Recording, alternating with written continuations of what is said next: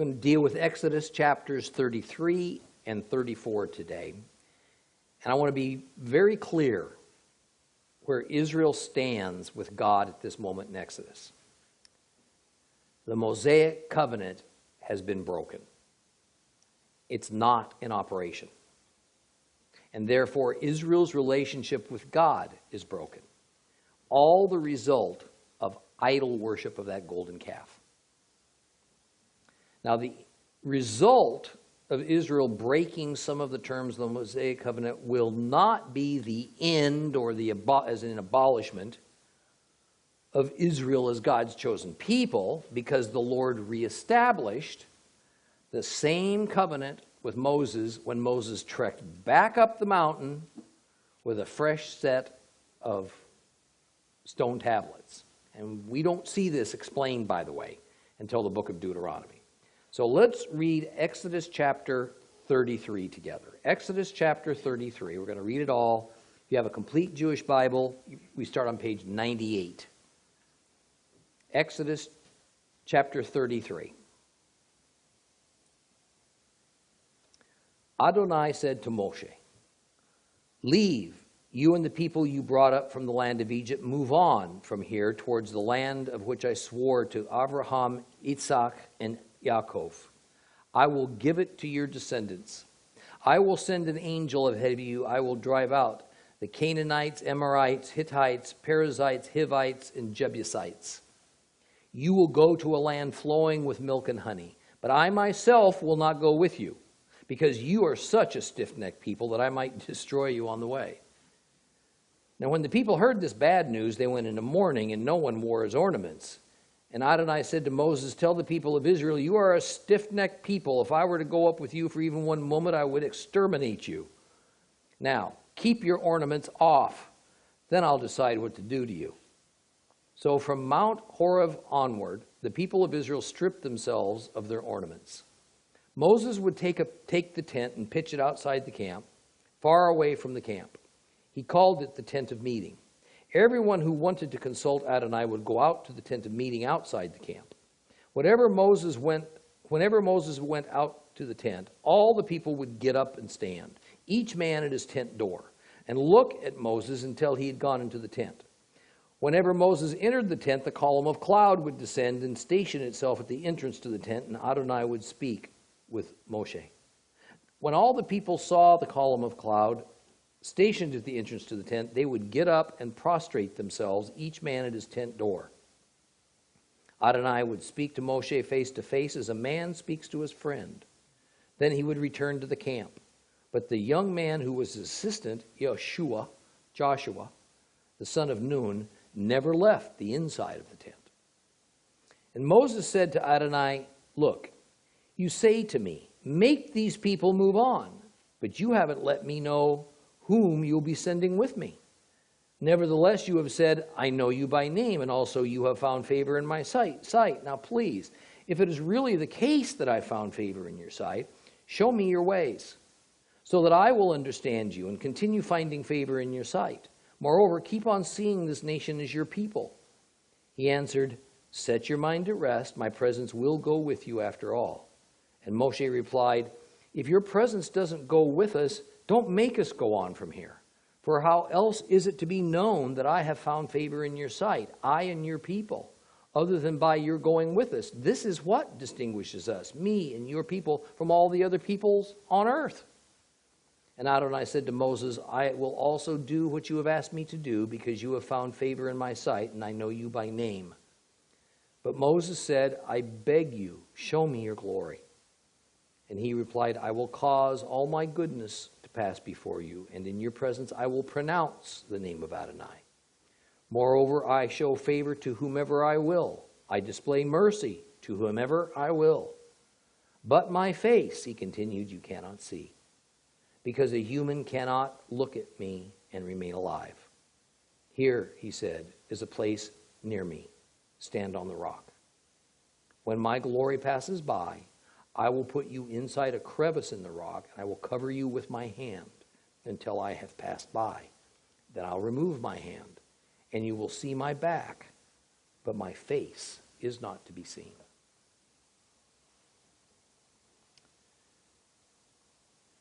Jehovah, in verse 1, gives Moses orders for Israel to strike camp and to move on. Now, they're still at the base of Mount Sinai. Sometimes it's called Mount Horeb.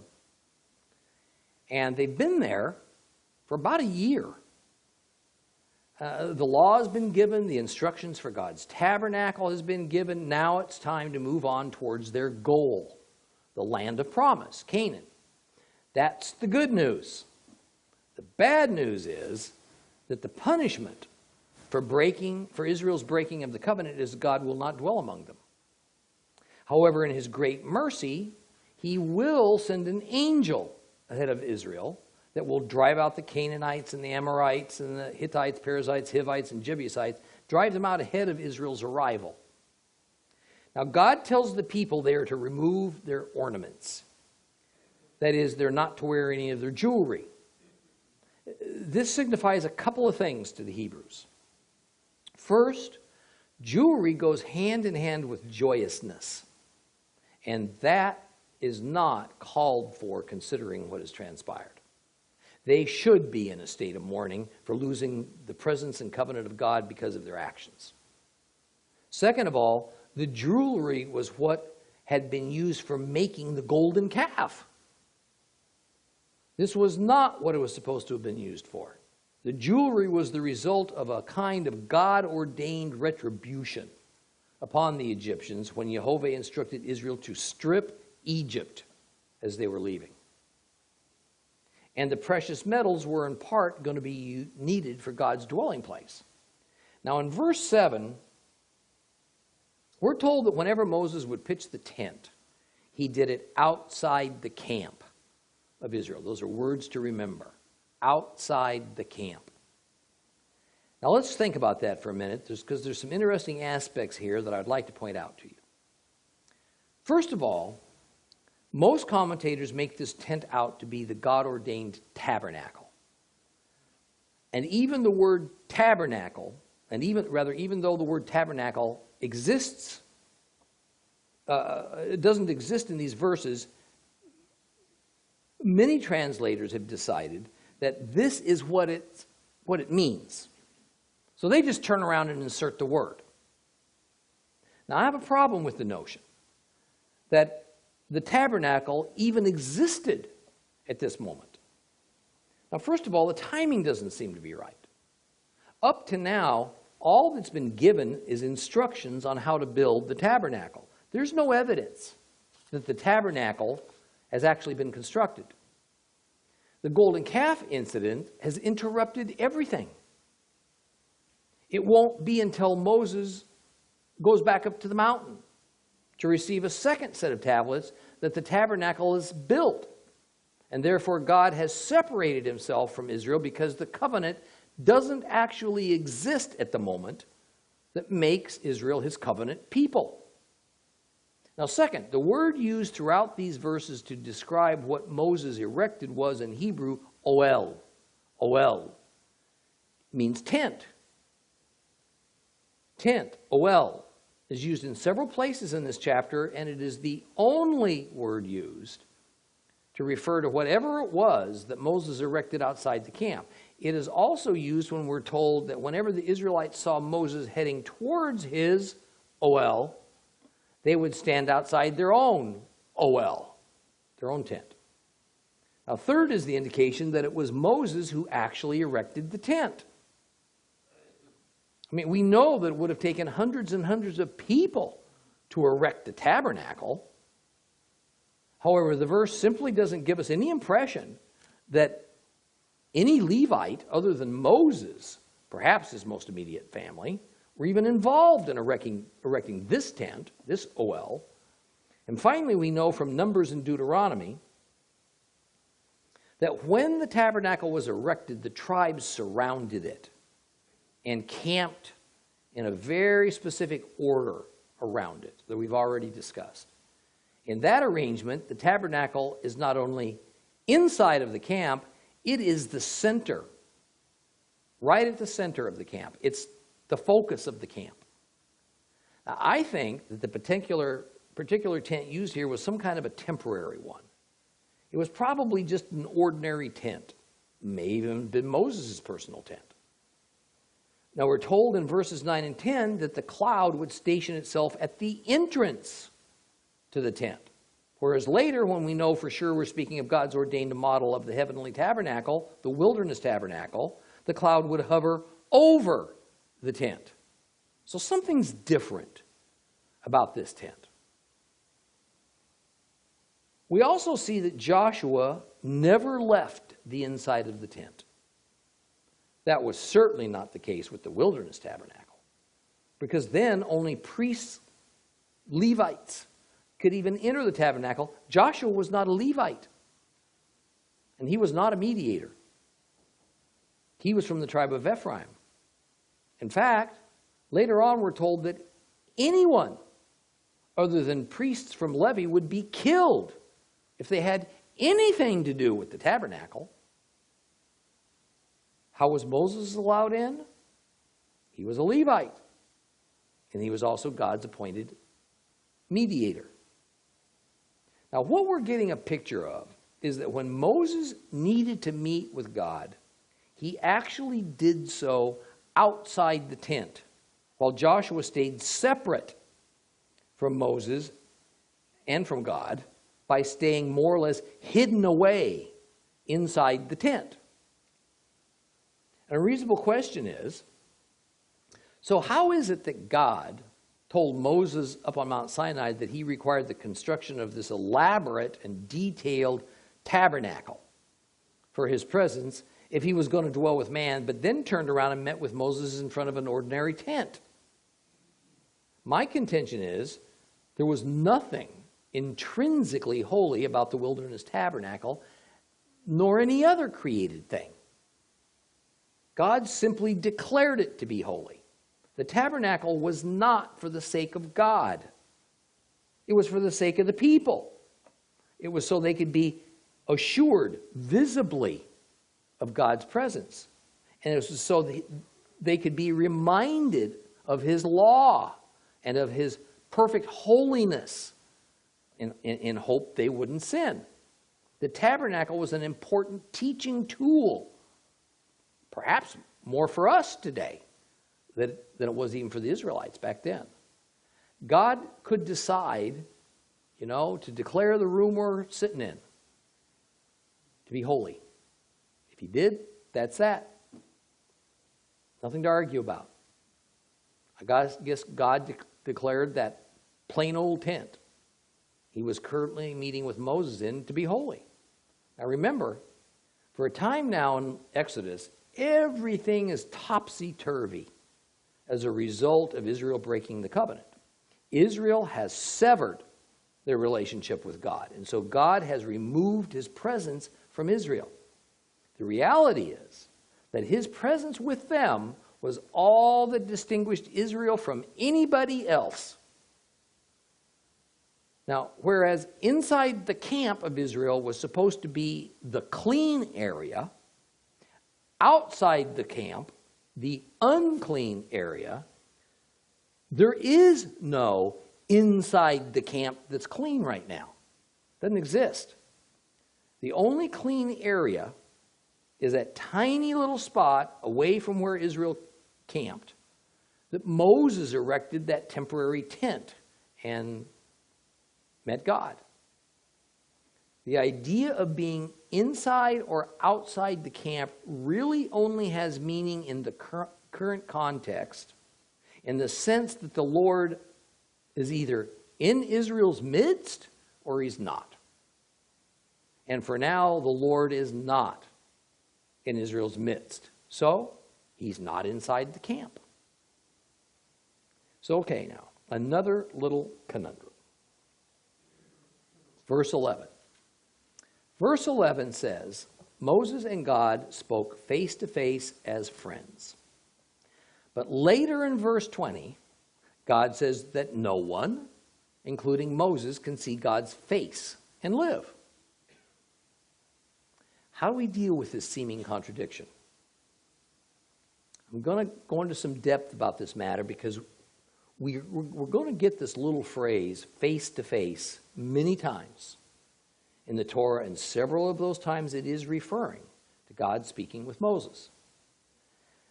Now, there's a Hebrew word used here that can mean presence or it can mean face. That word is panaim. It can mean a face just like we think of a face, human or animal. Or it can indicate a presence. Now, personally, although not every Bible translator or scholar would agree with me, I think that what we're being told here is that Moses spoke to God face to presence. Remember, that word has two meanings. Face to presence. Moses' face, God's presence. The spiritual presence, of course. That is, God's Spirit was present. It was near versus far. Moses' conversation with Jehovah was not like prayer was back then, which allowed man to communicate with God from afar.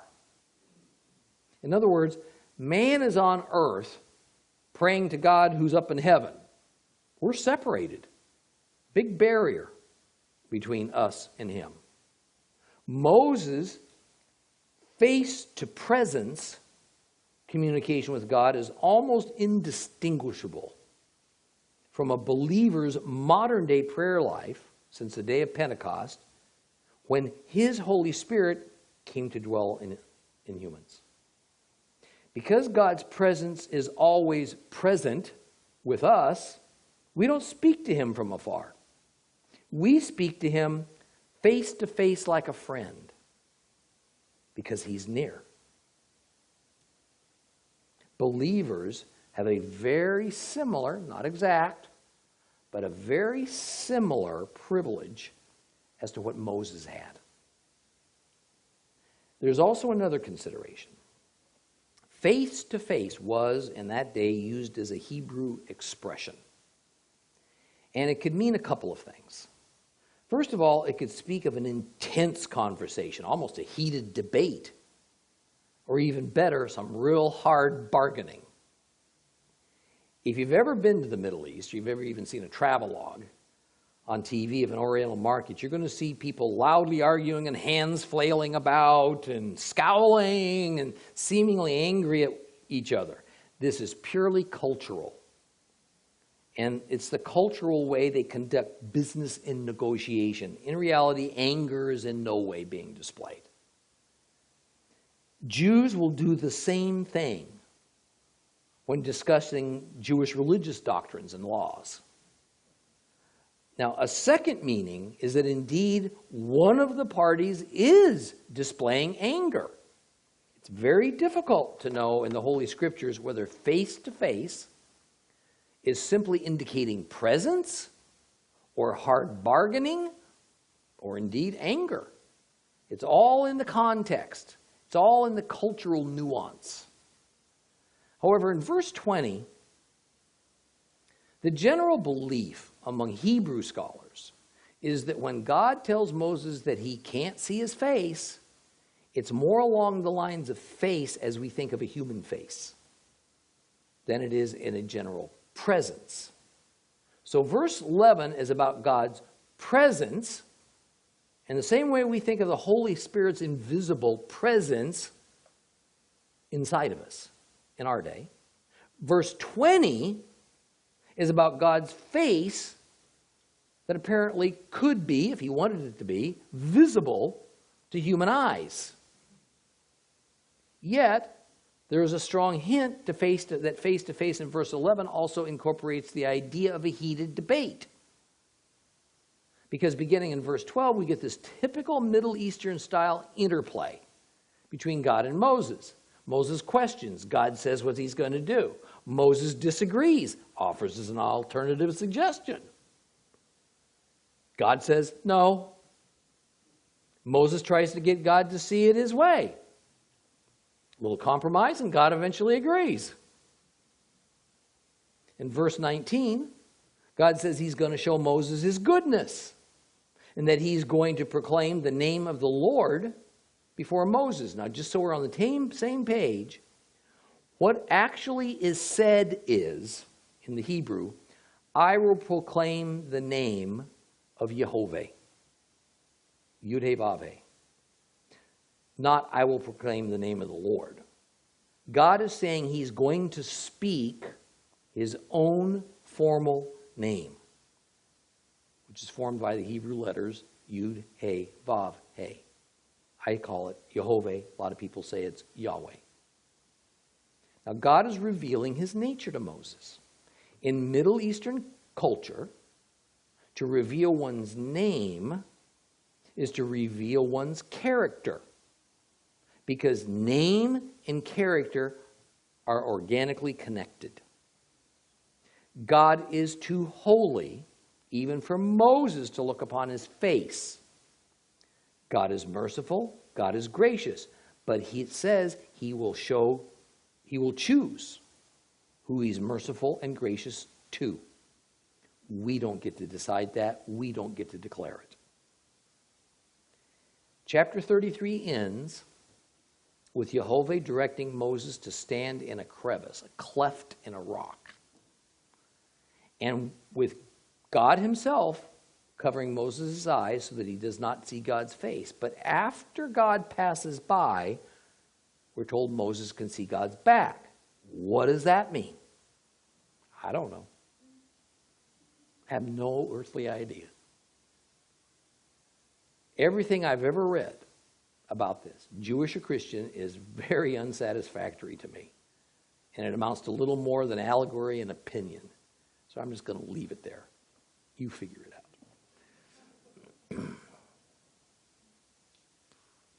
Let's move on to chapter 34. Exodus chapter 34, page 99, if you have a complete Jewish Bible. Adonai said to Moshe, cut yourself 2 tablets of stone like the first ones. I will inscribe on the tablets the words that were on the first tablets, which you broke. Be ready by morning. In the morning you are to ascend Mount Sinai and present yourself to me on top of the mountain. No one's to come up with you. No one is to be seen anywhere on the mountain. Don't even let the flocks or the herds feed in front of this mountain. Moses cut 2 stone tablets like the first, and then he got up early in the morning, and with the 2 stone tablets in his hand, he ascended Mount Sinai as Adonai had ordered him to do. Adonai then descended in a cloud. He stood with him there and pronounced the name of Adonai. Adonai passed before him and proclaimed, Yud-He-Vav-He, Yehovah is God. Merciful and compassionate, slow to anger, rich in grace and truth, showing grace to the 1000th generation, forgiving offenses, crimes, and sins, yet not exonerating the guilty, but causing the negative effects of their parents' offenses to be experienced by their children and grandchildren, even by the 3rd and 4th generations. At once Moses bowed his head to the ground and prostrated himself and said, if I have now found favor in your view, Adonai, then please let Adonai go with us, even though they are a stiff-necked people. And please pardon our offenses and our sin and take us as your possession. He said, here, I am making a covenant. In front of all your people I will do wonders such as not been created anywhere on earth or in any nation. All the people around you will see the work of Adonai. What I'm going to do through you will be awesome. Observe what I'm ordering you to do today. Here, I am driving out ahead of you the Amori, Canaani, Hitti, Perizi, Hivi, and the Yevusi. Be careful not to make a covenant with the people living in the land where you're going, so that they won't become a snare within your own borders. Rather, you are to demolish their altars, smash their standing stones, cut down their sacred poles, because you are not to bow down to any other god. Since Adonai, whose very name is jealous, is a jealous God, do not make a covenant with the people living in the land. It will cause you to go astray after their gods and sacrifice to their gods. Then they'll invite you to join them in eating their sacrifices, and you'll take their daughters as wives for your sons.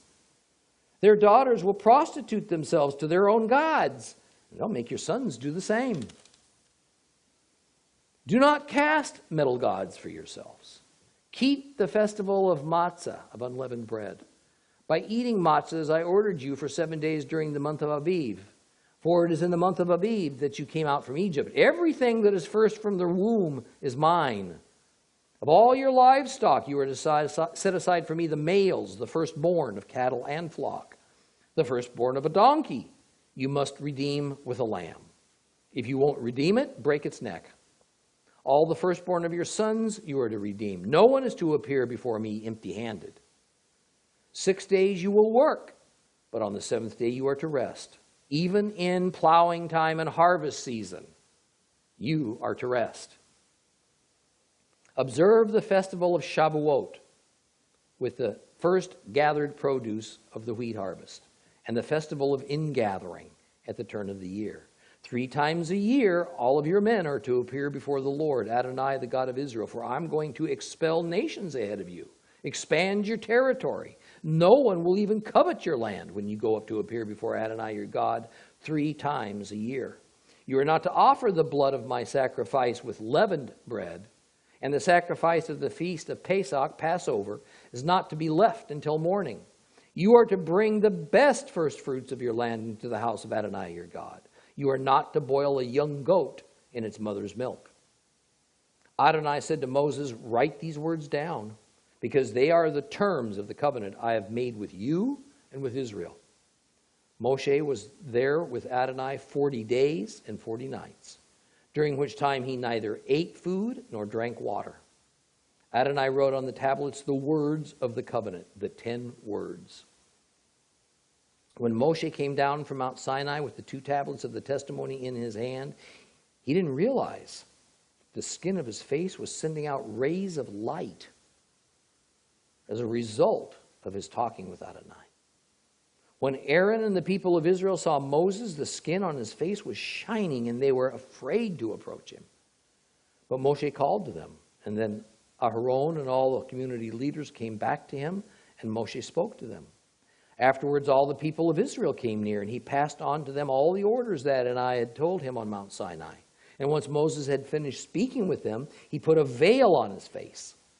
But when he went in before Adonai for him to speak, he would take the veil off until he came out. Then when he came out, he would tell the people of Israel what he had been ordered. But when the people of Israel saw Moses' face, that the skin of Moses' face shone, he would put the veil back over his face until he went in again to speak with Adonai.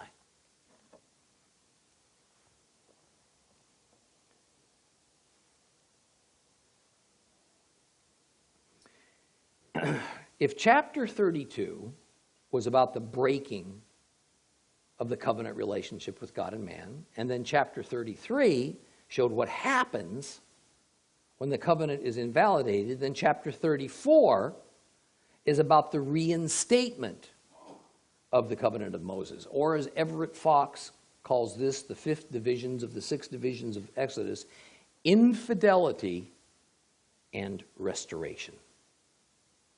Now, Jehovah directs Moses to cut 2 stone tablets and bring them to the summit of Mount Sinai. And since a little time has passed since we've talked about the location of where all this was taking place, this might be a good time to remind you that this mountain of God goes by another name. In addition to Mount Sinai, it's called Mount Horeb. They're one and the same place.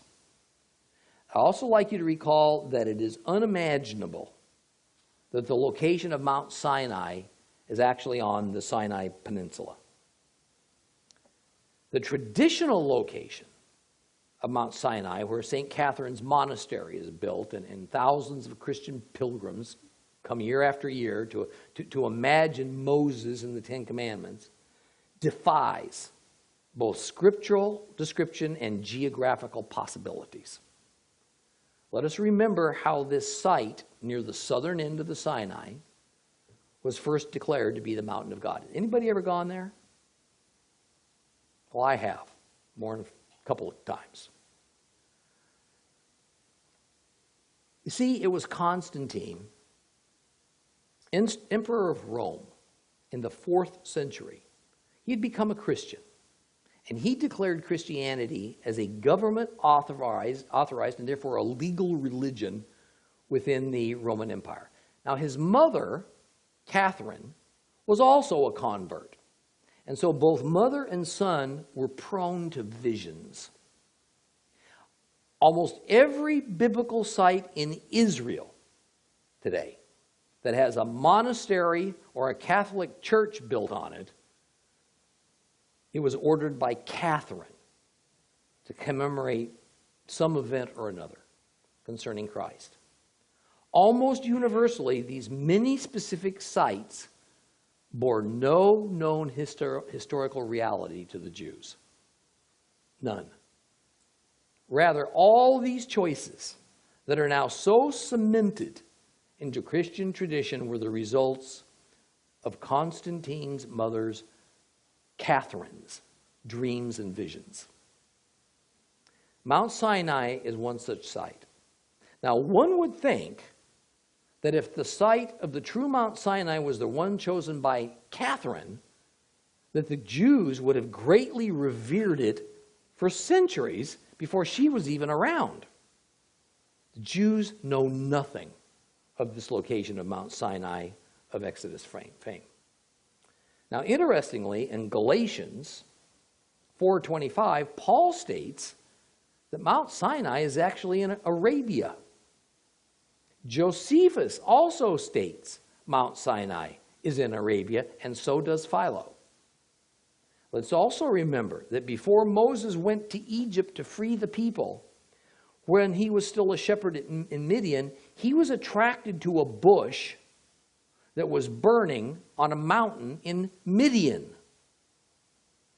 The Bible states unequivocally that it was the same mountain at which Moses first encountered God at the burning bush. That was the same one Israel was to be brought to when they left Egypt. Midian is on the Arabian Peninsula. It's not on the Sinai Peninsula. Some traditionalist Christian scholars have fought this, saying that Sinai was considered part of Arabia at that time. That's just plain inaccurate. There's not a hint of historical proof to that effect. None. In fact, everything against it. Not one piece of evidence has ever been found or documented to indicate this. This is pure fantasy, and it's retained only to keep a highly dubious tradition. But it is well documented that Egypt controlled the Sinai at the time of Moses, and that Midian definitely was on the Arabian Peninsula. A few scholars also tried to explain Paul and Josephus away by stating that this mention of Arabia, well, it just must have been allegorical.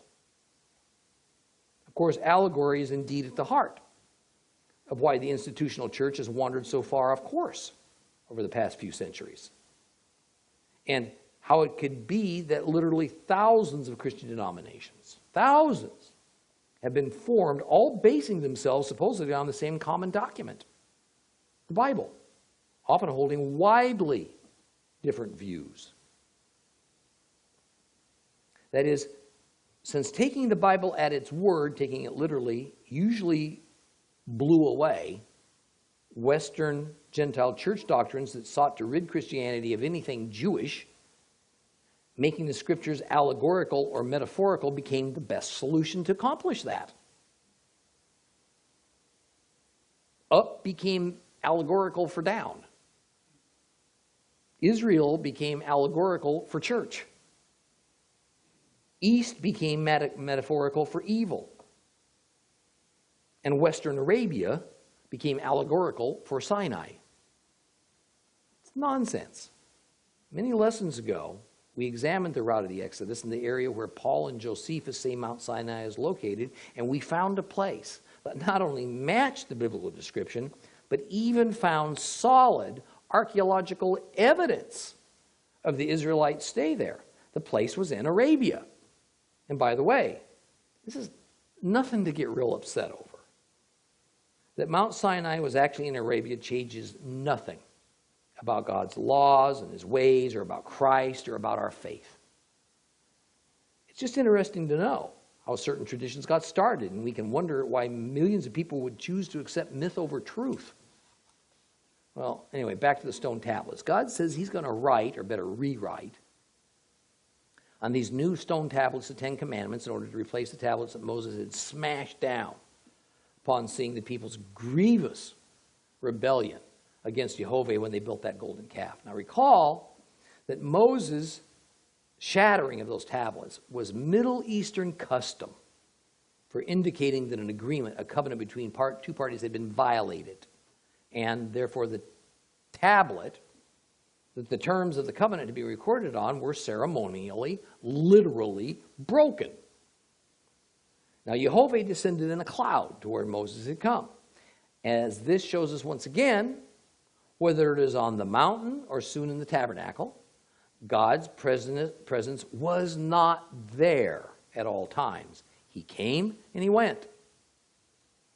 Now at the end of the previous chapter, chapter 33, Moses had asked to see God's glory, and God was willing to grant Moses' request to a degree.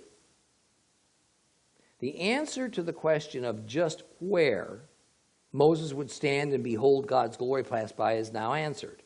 It was at the summit of Mount Sinai, the rock whose cleft Moses would hide in while God's visible presence passed by was at the top of the holy mountain. Let's take a look at that for a minute. What is happening in chapter 34, verses 6 and 7, is that Jehovah is proclaiming his character to Moses. Now today we take this for granted. You know, if we've ever attended a church or a synagogue, we've been taught about God's love and his mercy and so on. But these few verses are so important and so central to the Hebrew religion that they became part of future Jewish synagogue liturgy known as the 13 attributes of God. Jehovah tells Moses that his very essence is mercy, love, patience, faithfulness. That he is loyal to those whom he sets apart. Keeping loyalty to the 1000th generation, as it states in verse 6, that's a Hebrew idiom. It just means forever. Yet God says his justice demands that he cannot call the guilty innocent. In fact, the sins of the fathers will affect their offspring to the 3rd and 4th generations. Even more, God will cause it, we're told. He'll cause it to affect the 3rd and 4th generations. Why will it affect the 3rd and 4th generations? Because in that day of extended families living together from birth to death, the typical family unit consisted of 3 or 4 generations. So it's simply referring to the household, one entire household. You with me on that? In other words, it was typical that grandparents, great-grandparents, parents, and children, they all lived together in one big family unit. So when the sins of the great-grandfather, for instance, were punished, typically it affected the whole family. I mean, if he got a drought, everybody got a drought. Now in our culture, and in this age of what demographers call the nuclear family, it's only the parents and their immediate children that typically form a household. It's a 2-generation family unit. But it works the same way. Now, sadly, most of us are old enough to know that when we sin and we're disciplined for it, or God allows the natural consequences of our sin to be played out, often it will damage the whole family. It is this fully understood reality of 3 and 4 generations living together that allowed the phrase to the 3rd and 4th generation to become a Hebrew expression that basically meant short term, as opposed to the 1000th, forever. So these verses contrast, that's the key, they contrast that the Lord will show kindness forever to those who continually love and obey him, but will cause consequences for a person's sin to be comparatively short-lived. Now, I have mentioned on a number of occasions a biblical principle that has always been important, but we really haven't been front and center for it in the church or our nation, for that matter, over the last few years. Now, the principle is this. It couldn't be more important for our time. There's only two ways we can know who our invisible God is. Two ways. His name and his characteristics. That's it. We've just been given several characteristics, several attributes of God, and his name has been carefully and firmly associated with those attributes. In fact, it was God himself who pronounced his own name, Yud-Heh-Vav-Heh. Again, Yahweh, or I believe it's Jehovah. And who revealed his own characteristics to Moses. Now, obviously, this was not intended as an exhaustive list of all that God is. But really, how much more do we need? Today, there's this ongoing debate within the church as to whether or not the Muslims claim that their God, Allah, is simply the same as God as the God of the Christians and the God of the Jews, Jehovah. I gave a talk on this subject a long time ago. The bottom line was that after I studied the Quran and did some extensive research, I'm convinced Allah cannot possibly be Jehovah. Why? First of all, they don't have the same name. Different names. The Bible puts great importance on names, especially the name of God and the name of Christ. The church has tended to regard names as having a rather unimportant place in our doctrine. And it is coming back to haunt us. You see, Allah is not an Arabic translation of Jehovah. Allah is a nearly 4,000-year-old name for the Arabian moon god. That of itself disqualifies any relationship between Jehovah and Allah. Second of all, Allah and Jehovah certainly do not have the same characteristics. Take every one of the 13 attributes that Jehovah pronounces upon himself here in Exodus, and you will find nearly, if not precisely, the opposite of those characteristics assigned to Allah in the Quran, the Muslim equivalent of the Bible.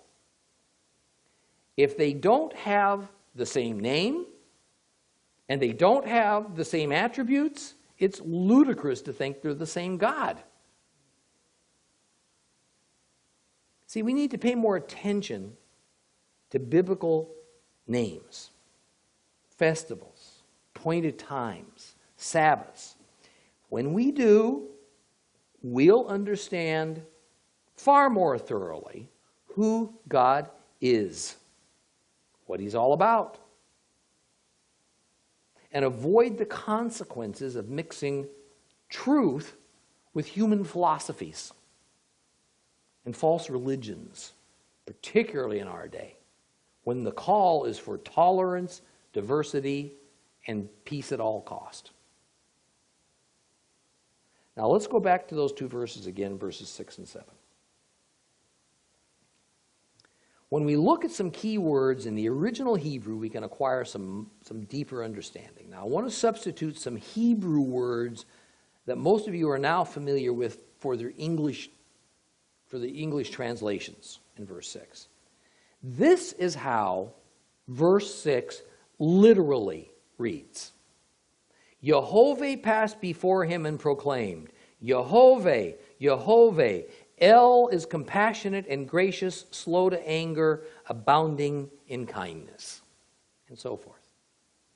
What I'm trying to demonstrate to you is that for several traditional reasons, the English translations do not actually say the name of God. Rather, when God's name, Jehovah, is actually written in the original, the translators substitute for that the words God or Lord. God and Lord are not names. In our society, we also deal with titles and names as separate things. Mr. or Mrs. is not a name, is it? It's a title. Neither is doctor. Neither is congressman, somebody's name. Becky's a name. Jerry's a name. King and president are not names. They're just impersonal titles.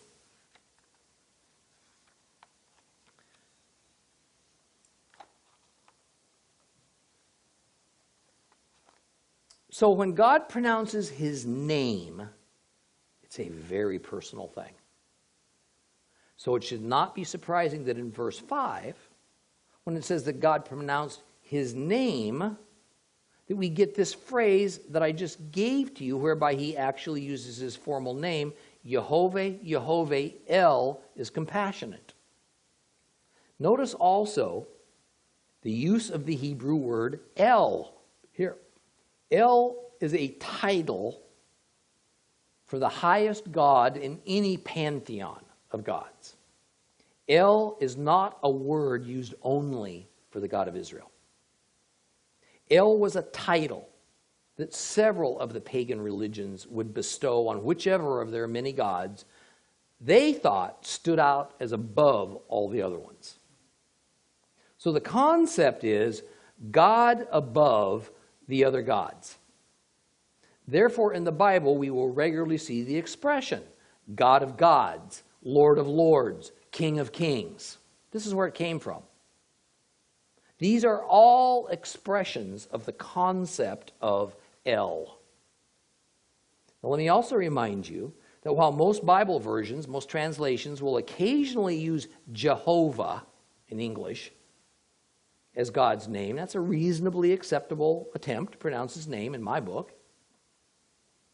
Those same versions will employ that name anywhere from 4 or 5, maybe up to 15 or 20 times total in the entire Old Testament. But in the original Hebrew Bible, God's name is written more than 6,000 times. 6,000. We use it no more than 20. Moving on. God pronouncing his name and attributes to Moses and passing before him.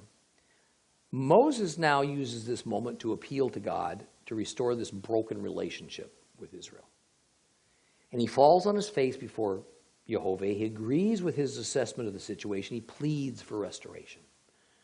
There, right there, this is the model for us to approach God when we know we've committed offense against him. This is the first thing we should do.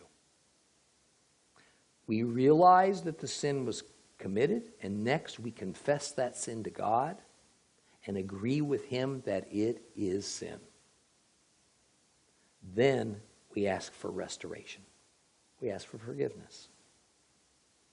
The fact that a believer's sins have already been forgiven and paid for due to the finished work of Christ does not change how we are to approach God. It doesn't change it a bit. We're still to go before Jehovah every day, confess our sins to him, because I don't know about you. Sad to say, I still commit a sin every now and then.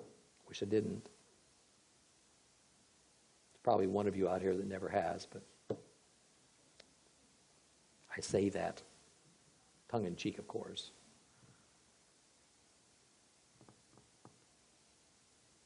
But unlike Moses, who had to wait for an answer from God, yes, I'll forgive. No, I won't. We are assured that we are forgiven when we confess with contrite hearts. Now try to understand how radical that is. That whole thought is. Right on up to Christ's day and beyond, people were often worried and anxious over whether or not God was going to forgive a sin they had committed. When someone sinned, it required a sacrificial ritual to atone for it. If their sacrifice was not done properly, or it was not accomplished within a certain amount of time, or if the priest that assisted them turned out he wasn't ritually clean, or one of a long list of other possible procedural errors occurred, then the sacrifice might not be accepted, and therefore forgiveness would not be granted. Often the people were not at all sure whether they had been actually forgiven or not. So they carried that dreadful burden upon their shoulders. Believers don't have that problem, thanks to Yeshua. Now we have to note with the greatest sobriety that while God forgives Israel in Exodus 34 and he restores the relationship, he does not yet agree to dwell among them. Nor does he start calling Israel again, my people. The moment he's Moses' people. Remember that from last week? Hey, Moses, they're yours. Some of the privilege so freely given to Israel, the intimacy between God and the Hebrews is going to be missing for a little while. This is God's discipline at work.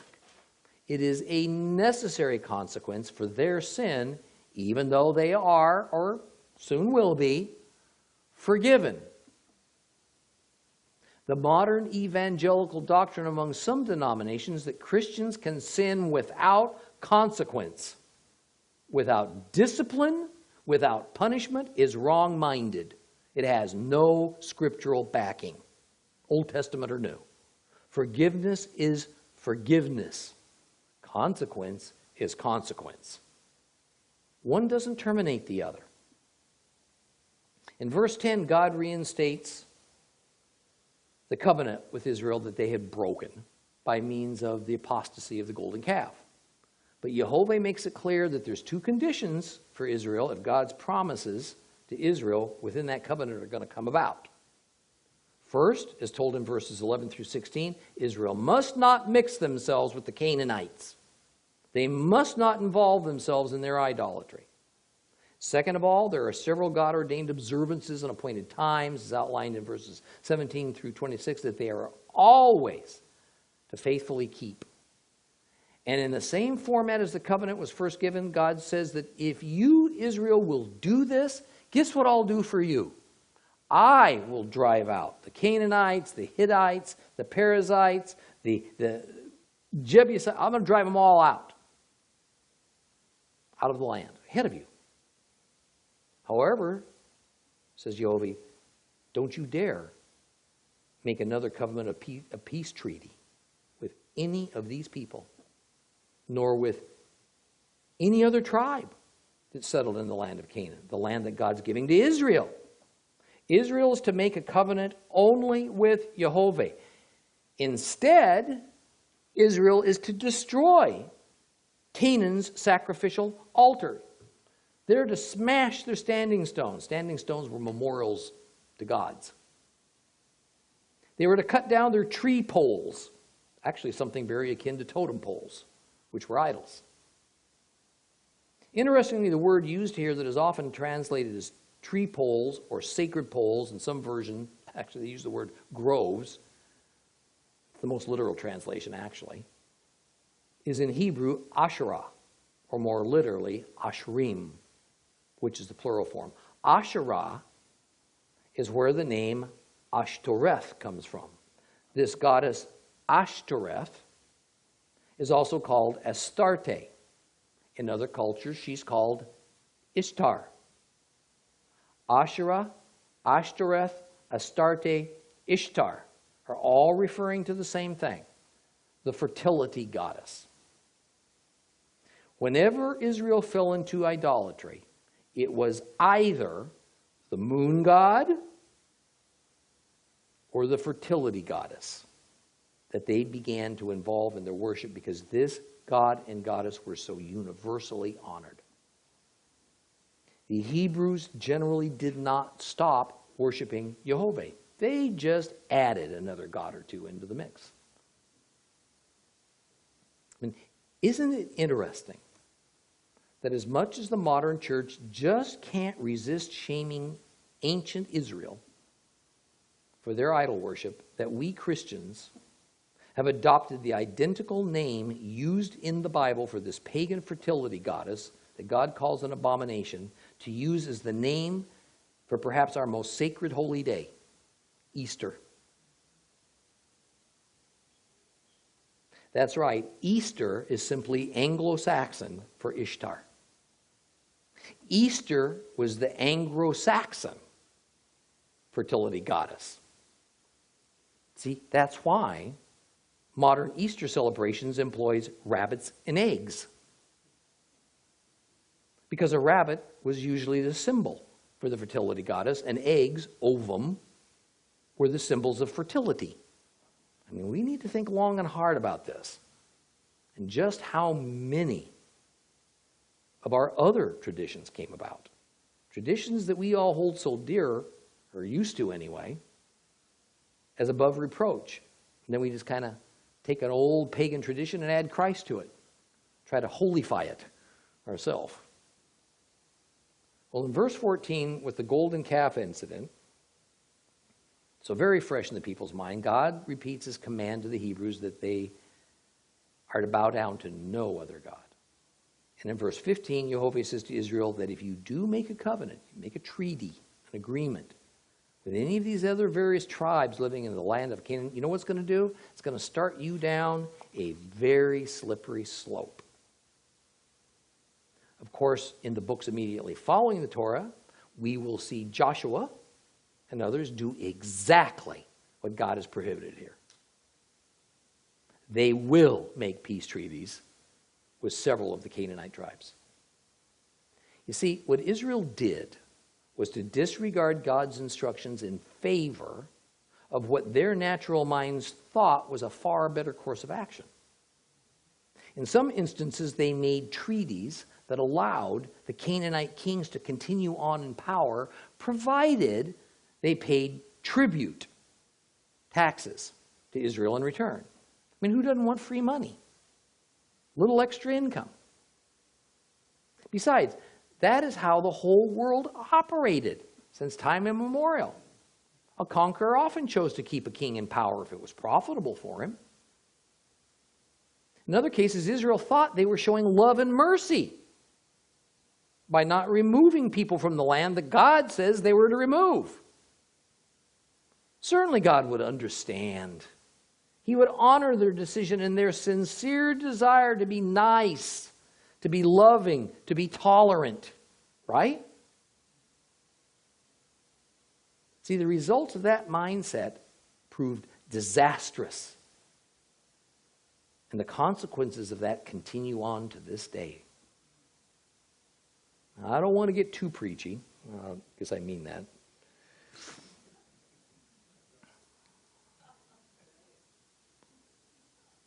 But if ever there was a call to God's church to be uncompromising, this section of Exodus is it.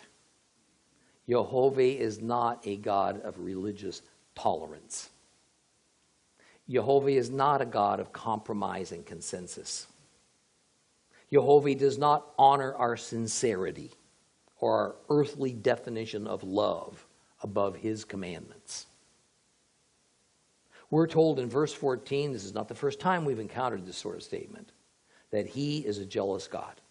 He will not tolerate the worship of a false god.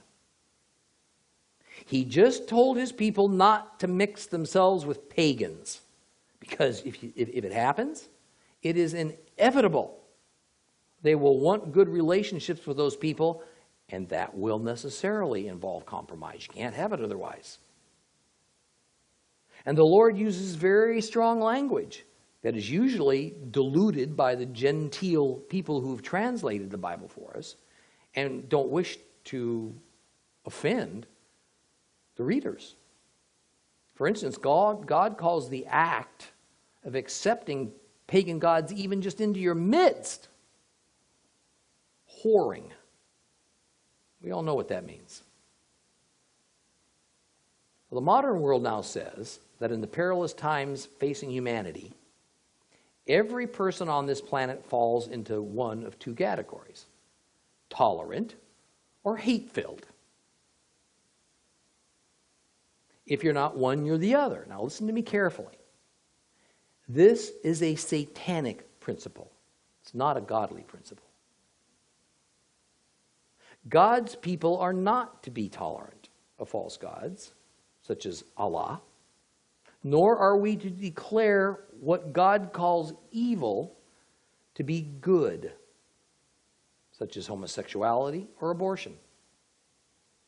We also must not bow down to the wishes and customs of pagans, such as joining with them in their holy days, like Halloween or today, Ramadan, all for the sake of getting along, or frankly, just having a little fun. On the other hand, our response is not to be hatred. It's not to be violence. We do not need to go out of our way to create strife and upheaval.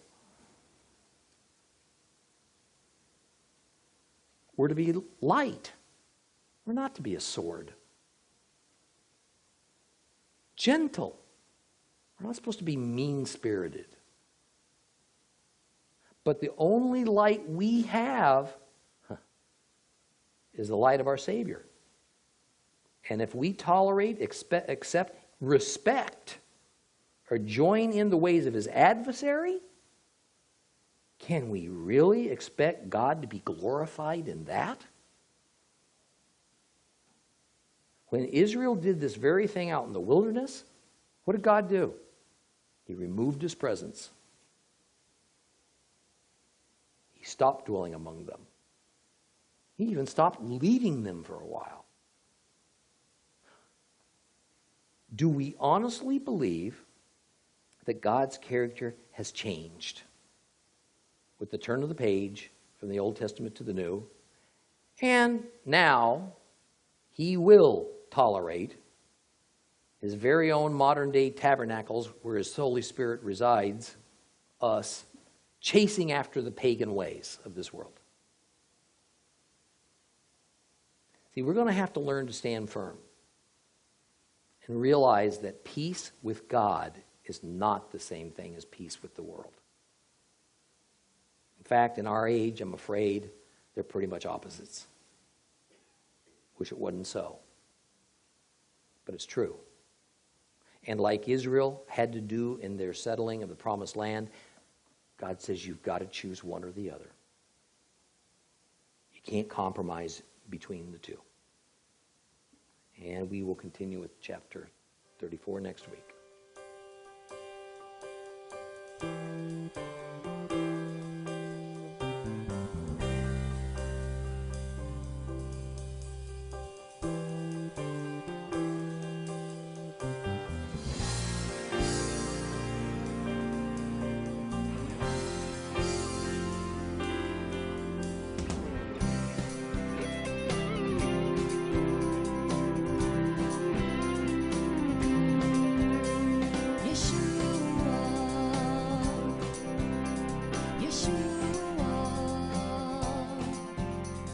Yeshua.